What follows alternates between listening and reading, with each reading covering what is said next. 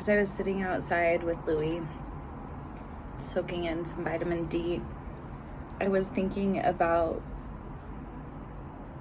the sort of like rush or weirdness, confliction I feel when I post these videos, as I'm sort of just like stumbling through putting myself out there after years of really hiding. And I thought about the like intense focus on appearance and presentation that prevailed when I grew up. My mom laid out my outfits until I was like, I don't know, probably in like 4th or 5th grade, maybe 3rd. But even then, like, if I came downstairs in something that was not deemed stylish to her, I would like get sent back upstairs to change. There were like outfits that I hated that I still would just like have to wear. And I remember that she would not go to Costco without a full face of makeup. And sometimes I just wanted to like roll out in, my sweats and have a slice of pizza at noon because I was young. And I remember learning that like that wasn't acceptable because you were probably going to see someone. And the inherent like performance, pretender, separation vibe there is so striking to me now. I spent a good amount of my time public speaking with no makeup on and a sports bra. I shaved my head and gave up Botox, and now I'm filming videos as I'm processing things and just posting them without caring because like I'm so fucking tired of caring. I learned from a young age that I had to show up a certain way in order to interact with anyone. And that's bullshit. And that's not what I believe to be true in my present day. But there's like a little Meg here with like a computer that's running the code, and like that's the code. That's like the groove in the brain. And so I think what I'm doing now, what this chapter of like exploratory healing out loud is looking like, is me sort of testing the waters. Me posting an unfiltered video and recognizing that like the world didn't fall out from underneath me.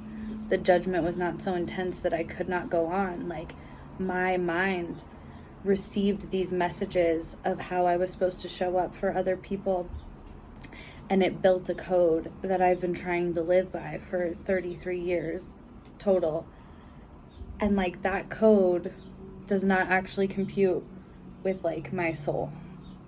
That's why I have anxiety. That's why shit feels bad, because I believe in authenticity and showing up, and I am having to boldly show up authentically to challenge and expel that programming and that conditioning that tells me that my worthiness has something to do with my appearance, with my size, with my wrinkle, with my etc.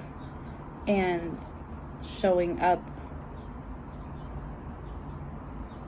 and saying, this is actually who I am, and I'm not sure about it either, but I'm fucking committed to figuring it out rather than putting on another mask, is weird as hell. And sometimes I slide into a mask out of habit.